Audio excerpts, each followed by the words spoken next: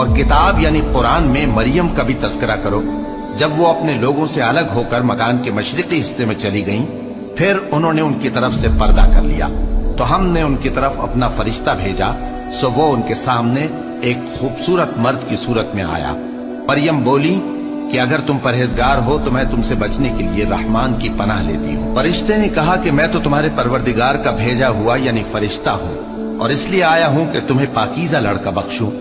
مریم نے کہا کہ میرے ہاں لڑکا کیوں کر ہوگا جبکہ مجھے کسی مرد نے بطور شوہر چھوا تک نہیں اور میں بدکار بھی نہیں ہوں۔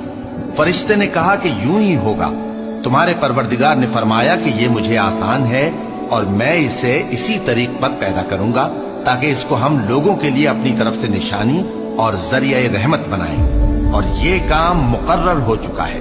چنانچہ وہ اس بچے کے ساتھ حاملہ ہو گئیں اور اسے لے کر ایک دور جگہ چلی گئیں۔ پھر درد ذہ ان کو کھجور کے تنے کی طرف لے آیا، کہنے لگی کہ کاش میں اس سے پہلے مر چکتی اور بھولی بسری ہو گئی ہوتی۔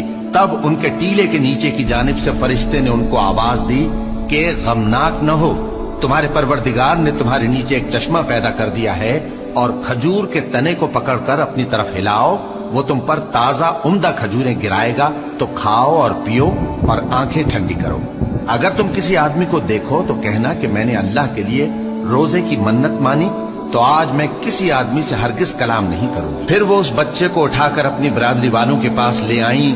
وہ کہنے لگے کہ مریم یہ تو نے برا کام کیا، اے ہارون کی بہن، نہ تو تیرا باپ ہی برا آدمی تھا اور نہ تیری ماں ہی بدکار تھی۔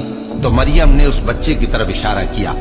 وہ بولے کہ ہم اس سے کہ گود کا بچہ ہے کیسے بات کریں؟ بچے نے کہا کہ میں اللہ کا بندہ ہوں، اس نے مجھے کتاب دی ہے اور نبی بنایا ہے، اور میں جہاں ہوں اور جس حال میں ہوں اس نے مجھے صاحب برکت بنایا ہے، اور جب تک زندہ ہوں مجھ کو نماز اور زکوٰۃ کا ارشاد فرمایا ہے، اور مجھے اپنی ماں کے ساتھ نیک سلوک کرنے والا بنایا ہے اور سرکش و بدبخت نہیں بنایا، اور جس دن میں پیدا ہوا اور جس دن مروں گا اور جس دن زندہ کر کے اٹھایا جاؤں گا مجھ پر سلام ہے۔ یہ مریم کے بیٹے عیسیٰ ہیں، اور یہ سچی بات ہے جس میں لوگ شک کرتے ہیں۔ اللہ کو شایع نہیں کہ کسی کو بیٹا بنائے، وہ پاک ہے، جب کسی چیز کا ارادہ کرتا ہے تو اس کو یہی کہتا ہے کہ ہو جا تو وہ ہو جاتی ہے، اور بے شک اللہ ہی میرا اور تمہارا پروردگار ہے، تو اسی کی عبادت کرو، یہی سیدھا رستہ ہے۔